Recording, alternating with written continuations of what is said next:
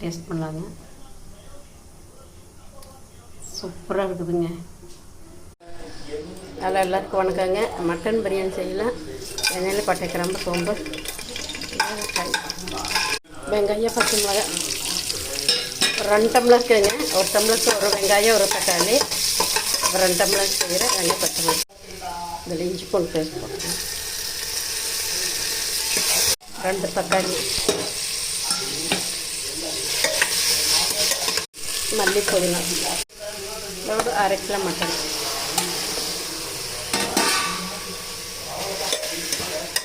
Mutton நிறைய இருந்தால் தான் டேஸ்ட்டு வருங்க. நான் 1/2 கிலோக்கு 2 டம்ளர் செய்கிறேன். இந்த மது பிரியாணி பேஸ்ட் போட்டு செஞ்சேன்னா ரொம்ப கடை டேஸ்ட் மாதிரியே வருங்க. இதில் உப்பு நிறைய கலந்துருப்பாங்க கெடாமல் இருக்கிறதுக்கு. அதனால் உப்பு நம்ம கொஞ்சம் அளவாக தான் போடணும். இதில் ஒரு 2 ஸ்பூன் போடுறேன். 1 ஸ்பூன், இன்னொரு ஸ்பூன் போட்டுக்கலாங்க.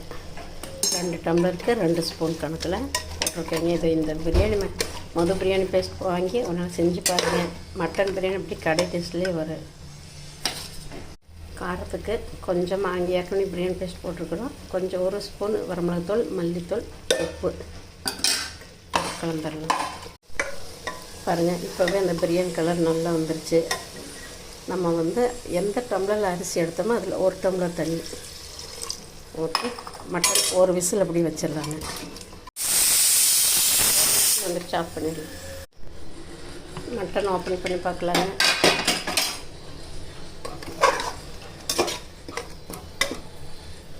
இதில் அரிசி நல்லா வடித்து வச்சுருக்கேங்க. அது சேர்த்துக்கலாம்.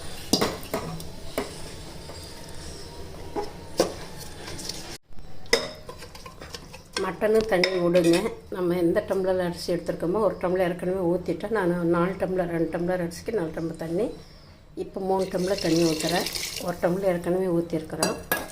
மட்டனில் கொஞ்சம் தண்ணி போகுது. இதில் முந்திரி நெய்யில் உடச்சி வச்சுருக்கேங்க. போட்டு ஒரு 1/2 லெமன் இப்படி புழிஞ்சிடலாம். நான் தயிர் ஊற்றலைங்க. தக்காளியே போகுது புளிப்புக்கு. லெமன் புழிஞ்சிடுறோம். இப்படி ஒரு நாள் பிரியாணி செஞ்சு பாருங்கள். டேஸ்ட் ரொம்ப நல்லாயிருக்கு. நான் தேங்காய் பால் ஊற்றுவேங்க. இன்றைக்கி தேங்காய் பால் ஊற்றலை. தேங்காய் பால் ஊற்றி பண்ணி பாருங்கள். ரொம்ப டேஸ்ட்டாக இருக்குது. எனக்கு இன்றைக்கி அவசரத்துக்கு தேங்காய் பால் எடுக்க டைம் இல்லை. இதை அப்படியே மீடியம் ஃப்ளேவரில் வச்சு 1 விசில் வச்சு எடுத்துடலாம். சூப்பரான மட்டன் பிரியாணி ரெடிங்க. நல்ல உதிரியாக நல்லா வந்திருக்கு பாருங்கள். இதே மாதிரி செஞ்சு பாருங்கள். ரொம்ப டேஸ்ட்டாக இருக்குது. கடையில் சாப்பிட்ட மாதிரி.